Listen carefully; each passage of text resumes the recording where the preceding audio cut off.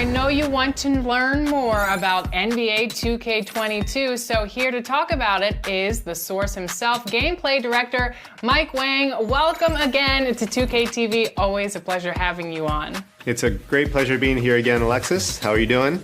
I'm doing so well. So we're getting close to launch time, and you've released some details on your blog and social media. So tell us what's going on with NBA 2K22 that you can share with us. Oh, wow, there's so many things to share, Alexis, and the city got a big rework. On Gen 4, there's a cruise boat. It's crazy. There's just so much going on with gameplay, an all-new defensive mechanic system that feels way better to me. It's a lot more fun, a lot more competitive. And just across the board, so many areas were touched. So I don't know where we want to start, but let's talk about some gameplay maybe. All right, let's do that. What do you think the community is going to be most excited about with gameplay changes? It's going to be a hard one to pinpoint. I'm going to say two things, but number one, because this is one of our biggest pillars for gameplay this year, it's going to be defense. And I think that's going to be just perimeter defense, body ups on the floor, movement and how the players feel just in on-ball defensive stances and on-ball defensive situations. But at the rim especially, and contesting shots, all that stuff was reworked. We have an all-new block system. It just feels much more rewarding on the defensive end of the floor, just making plays and getting stops. So I think that's going to be the most exciting thing for our community because it's just a much more balanced game and a much more fun game to play. And the second thing I'm going to say is, because this is one of my personal favorites, is going to be dribbling. I think that just all the stuff we've added there with the new combos and the new signature moves, this is going to be a lot of fun. So if you're a dribble guy, a dribble head, you're going to have a lot to work with this year. What is Mike Wang most excited about with 2K22 gameplay? Yeah, and that's, I think just what I alluded to is just the game feels way more balanced, and it makes more sense just in terms of how we're rewarding players if they are doing the right thing on the court. I know it sounds really general and really basic, but a lot of times in the past, sometimes you'd make the right play or do the right thing, but you weren't always rewarded for it. And if we're in 2K22, I feel like that's it's much more just a one-to-one. If you make the right play, you get rewarded. You get the right stops or you score. So just shooting open shots, taking high IQ shots, much more rewarded. It just feels way better to make the right play, get open, knock down those open jumpers.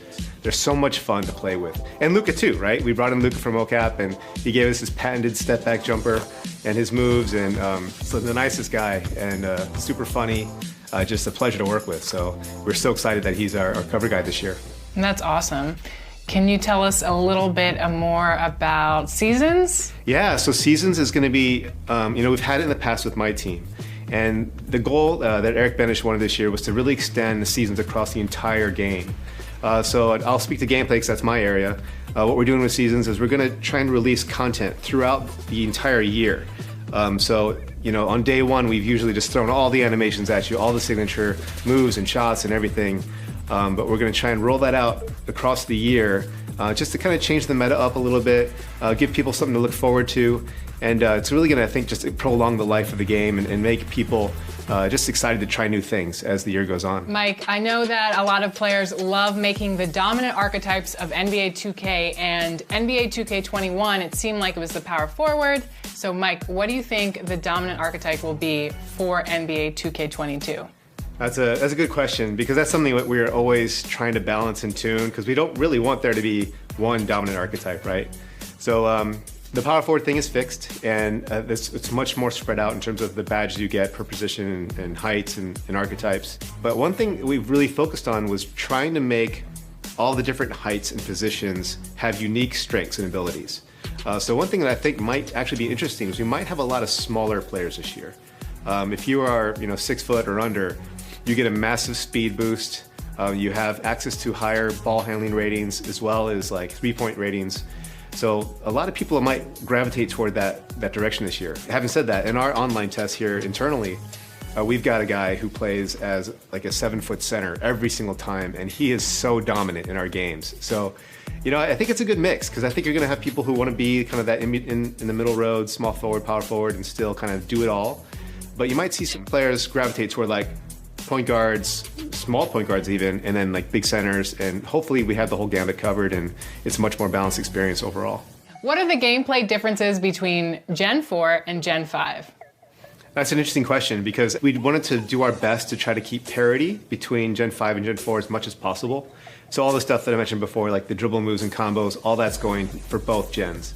But Gen 5 has some great features that are exclusive to that generation because all the stuff we did with foot planting, a lot of tech with movement, that's all going to be exclusive to Gen 5. And we also have some pretty interesting features which we're going to probably go into in a little bit later with alley-oops and with dunks that provides a bit of a skill mechanic to those specific moves. So stay tuned for more on that. But they're a lot of fun to use, and yeah, I think our gamers are going to love just trying out these new features that are specific to Gen 5. Well, thank you so much for giving us a preview of NBA 2K22. We are so excited for the game to release, and I know you are so excited as well. Thanks again for joining us. Thank you. It was great being here, and we're so excited for our fans this year. It's going to be a great year for NBA 2K.